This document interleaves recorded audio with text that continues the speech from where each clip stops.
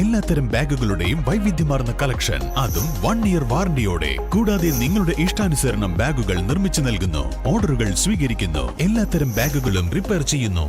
Lewin's bags, bus stand, Karulai. കടുവയുടെ ആക്രമണത്തിൽ യുവാവ് കൊല്ലപ്പെട്ടതിനെ തുടർന്ന് സംഭവ സ്ഥലത്ത് നടന്ന പ്രതിഷേധം മണിക്കൂറുകൾ നീണ്ടുനിന്നു. വനം വകുപ്പിനെതിരെയാണ് നാട്ടുകാരുടെ കടുത്ത പ്രതിഷേധമുയർന്നത്. സ്ഥലത്ത് നിന്ന് മൃതദേഹം നാട്ടുകാർ എടുക്കാൻ അനുവദിച്ചില്ല. നഷ്ടപരിഹാര തുകയും സുരക്ഷയും ഒരുക്കാമെന്ന അധികൃതരുടെ ഉറപ്പിന്മേലാണ് പ്രതിഷേധം അവസാനിച്ചത്. ടാപ്പിംഗ് തൊഴിലാളിയെ കടുവ കൊലപ്പെടുത്തിയ സംഭവം വനം വകുപ്പിനെതിരെ നാട്ടുകാരുടെ കടുത്ത പ്രതിഷേധമാണ് ഉയർന്നത്. വ്യാഴാഴ്ച രാവിലെയാണ് ടാപ്പിംഗ് തൊഴിലാളിയായ കല്ലാമൂല സ്വദേശി കളപ്പറമ്പിൽ ഗഫൂർ അലിയെ കടുവ കൊലപ്പെടുത്തിയത്. ഗഫൂർ അലി ജോലി ചെയ്യുന്നതിനിടെയാണ് കടുവ ആക്രമിച്ചത്.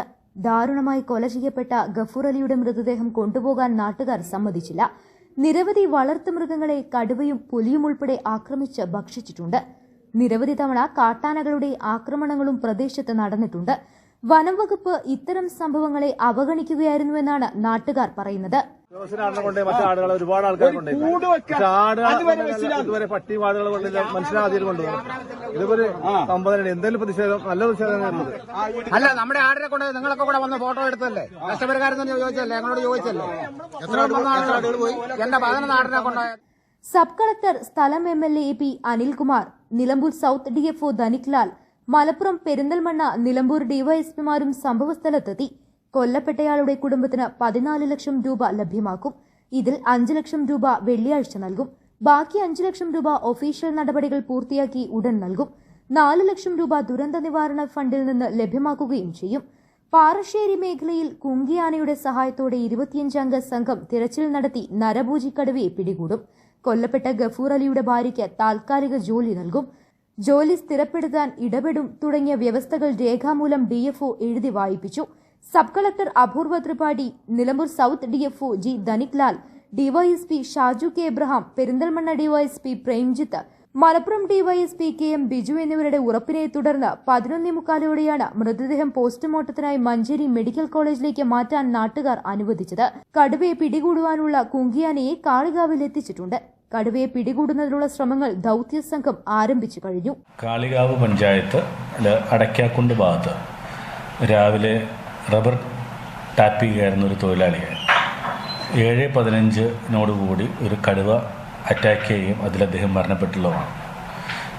അദ്ദേഹത്തിൻ്റെ ശരീരം ഏകദേശം കടുവ ആക്രമിച്ച 200 മീറ്റർ പരിധിക്കുള്ളിൽ നിന്ന് നമ്മൾ കണ്ടെടുത്തിട്ടുള്ളതാണ്.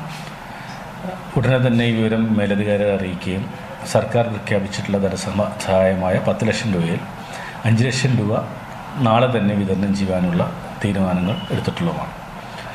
ബാക്കി 5 ലക്ഷം രൂപ ടിയാൻ്റെ ലീഗൽ ഹെയർഷിപ്പ് സർട്ടിഫിക്കറ്റ് കിട്ടിയതിന് ശേഷം വിതരണം ചെയ്യുന്നതാണ്. ഇദ്ദേഹം ഒരു പാവപ്പെട്ട കുടുംബത്തിലെ അംഗമാണ്. വീട്ടിൽ ഭാര്യയും 3 മക്കളും സുഖമില്ലാത്തൊരു അമ്മയാണുള്ളത്. ഇതിൻ്റെ പ്രത്യേക സാഹചര്യം പരിഗണിച്ച് അദ്ദേഹത്തിൻ്റെ ഭാര്യയ്ക്ക് ഇപ്പോൾ താൽക്കാലികമായി വനം വകുപ്പിൽ ജോലി നൽകുവാനും അദ്ദേഹത്തിൻ്റെ ആശ്രിതർക്ക് സ്ഥിരമായി സർക്കാരിലേക്ക് നിയമനം കിട്ടുന്നതിന് വേണ്ടി ഒരു ശുപാർശ സമർപ്പിക്കുവാനും തീരുമാനിച്ചിട്ടുണ്ട്. കൂടാതെ ഈ മേഖലയിൽ കടുവ ഒരാളെ ആക്രമിച്ച് കൊലപ്പെടുത്തിയ നാട്ടുകാരൊക്കെ ഭീതിയിലാണ്. അതിൻ്റെ അടിസ്ഥാനത്തിൽ വയനാട് നിന്നും പാലക്കാട് നിന്നും വിദഗ്ധ സംഘം എത്തിച്ചേർത്തിട്ടുണ്ട്. 2 കുങ്കി ആനകൾ അടക്കമുള്ള സംഘമാണ് വന്നിരിക്കുന്നത്. ആനയെ മയക്കുവെടി വയ്ക്കുവാൻ പ്രഗത്ഭനായ ഡോക്ടർ അരുൺ സക്കറിൻ്റെ നേതൃത്വത്തിലുള്ള 25 പേരടങ്ങുന്ന ടീം സ്ഥലത്തെത്തിയിട്ടുണ്ട്. ഇവരുടെ നേതൃത്വത്തിൽ സ്ഥലം പരിശോധിച്ച് ആനയെ കടുവയെ മയക്കുവെടി വയ്ക്കാനുള്ള തീരുമാനങ്ങളാണ് ഇപ്പോൾ.